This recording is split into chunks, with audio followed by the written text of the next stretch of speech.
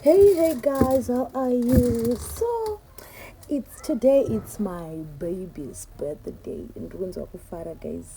Ndikuunzwa kufara nechipo changu chandakapiwa naMwari akura.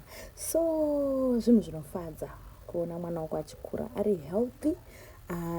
Zvinhu zvinongofadza guys. So icho chaari kuvhura icho chiswimming pool chinja aindinetsera chiswimming pool kubvira last year. So paanga achivhura paangasi kuziva kuti chii chaari kuvhura. So apo ndazomuvhara maziso manje hatisingadi kufila nemvura chinoda mvura yakawanda. So tangoisa ishoma so that aone kuti chii. Mwana wangu afara kani ndati happy birthday my baby. Ababata muromo nekushamisika kati mama. Ndakabva ndanzoda kuchema. She was so happy. Akandipa that hug yekuti unozoona kuti mwana ari kufara zvacho. Mai ndapiwa kiss. Oh my god. I love her so much. I love her so much. So vabva vati hish ndauda kupinda ndimbonzwa mama. Ndikati manje iri kutonhora mwanangu unoita flusha nzaiyefa. Hazvina basa mama. Wow, she was so happy. Akutambira mumvura.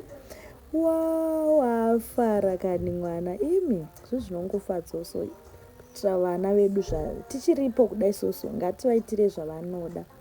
Zvavari kuda kuitirwa ngativaitire tichiri vapenyu. Because kana tazofa hapana anenge achazviita zvese izvi. Mwana akafara kani ndati wow, akutambisa mvura. Oh my baby really. I love this song. Mwari vakandiblessa apa ndinoti Mwari vakandiblessa. Mablessings acho aiwa ndakapiwa mablessings akawanda apa. Ndinonzwa kufara guys. Thank you for watching.